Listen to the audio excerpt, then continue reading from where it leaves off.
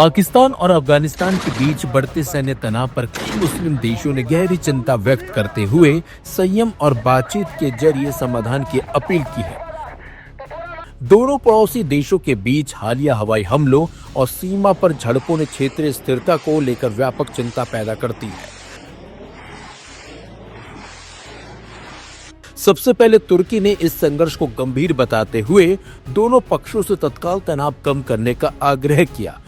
तुर्की के विदेश मंत्री हकान फिदान ने पाकिस्तान, अफगानिस्तान, कतर और सऊदी अरब के अपने समकक्षों से अलग अलग बातचीत कर स्थिति पर चर्चा की। तुर्की ने क्षेत्रीय शांति और स्थिरता बनाए रखने के लिए कूटनीतिक प्रयासों को तेज करने पर जोर दिया है। सऊदी अरब ने भी दोनों इस्लामी देशों के बीच बढ़ते टकराव पर चिंता जताई है। सऊदी नेतृत्व ने इस बात पर बल दिया है कि मुस्लिम देशों के बीच विवाद का समाधान आपसी संवाद और भाईचारे की भावना से होना चाहिए। रियाद ने किसी भी तरह की सैन्य कार्रवाई से बचने और वार्ता की प्रक्रिया शुरू करने का समर्थन किया।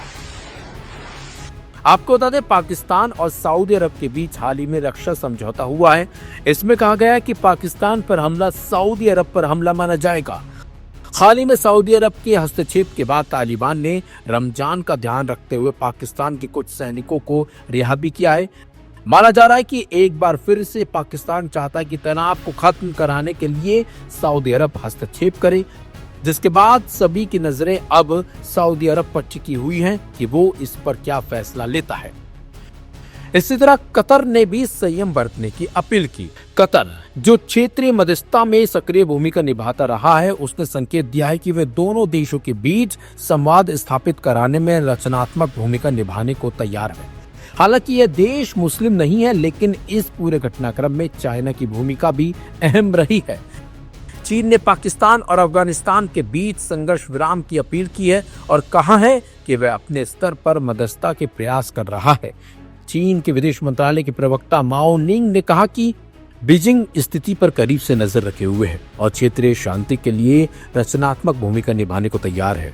दूसरी तरफ पाकिस्तान का कहना है कि उसके हवाई हमले अफगान सैन्य ठिकानों पर केंद्रित थे और ये कार्रवाई सीमा पर हुए हमलों के जवाब में की गई।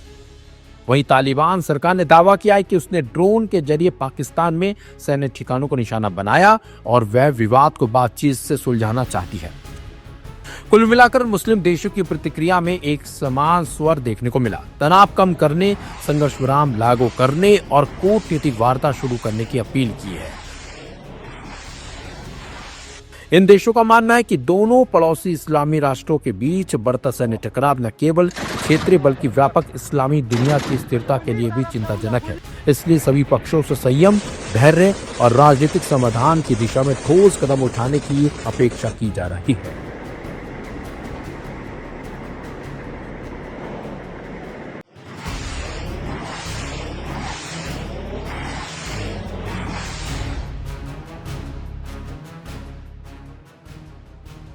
रमजान का बाबरकत महीना चल रहा है। कहा जाता है कि कदीम या पुराने दौर में भी रमजान में जंगें रोक दी जाती थीं और लोग सिर्फ इबादतों में मसरूफ रहते थे। लेकिन मौजूदा वक्त में दो इस्लामिक मुल्क भिड़ गए हैं रमजान में। एक है इस्लामिक अमीरात अफगानिस्तान और दूसरा है इस्लामिक रिपब्लिक ऑफ पाकिस्तान। जी हाँ, पाकिस्तान और अफगानिस्तान बुरी तरह भिड़ गए हैं। ऐसे में एक मुस्लिम मुल्क जो खुद जूझ रहा है जंग के खतरे से और दुनिया की महाशक्ति के खिलाफ तन कर खड़ा है, उसने अपने साथ बॉर्डर शेयर करने वाले इन दोनों देशों में सुलह का प्रस्ताव रखा है। लेकिन पहले ये जान लीजिए कि गुरुवार यानी जुमेरात की आधी रात पाकिस्तान ने अफगानिस्तान पर हमला कर दिया। इस दौरान राजधानी काबुल में कई मिलिट्री ठिकानों पर एयर स्ट्राइक की गई।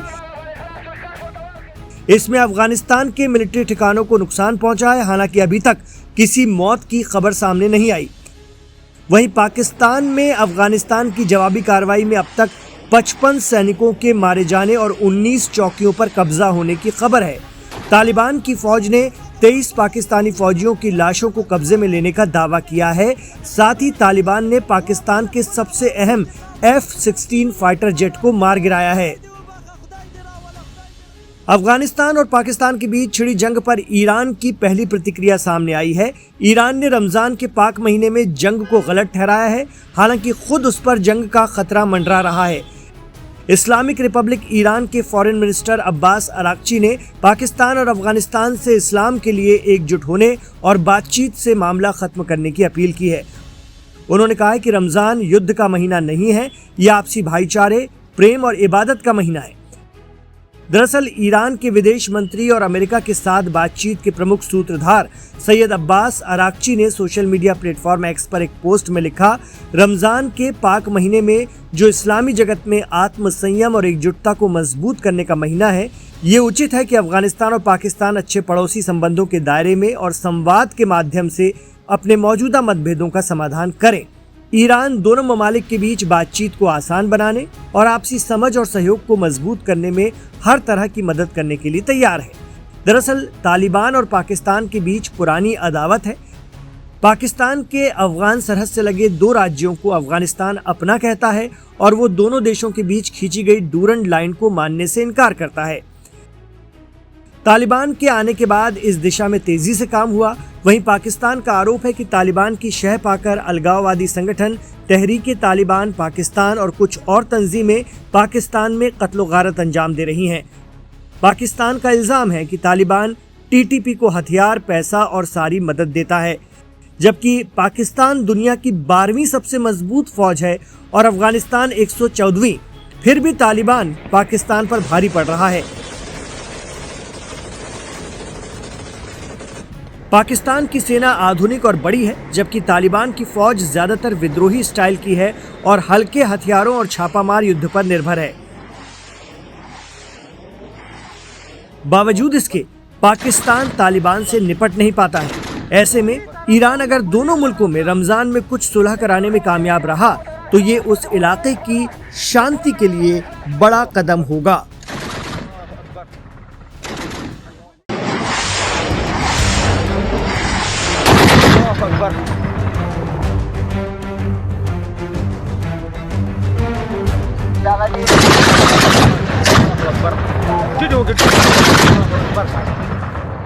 अफगानिस्तान ने कहा था कि कर्रा जवाब देंगे और अब दिया भी है। पाकिस्तान के हमले का जवाब उसी की भाषा में दिया, वो भी आधी रात के अंधेरे में।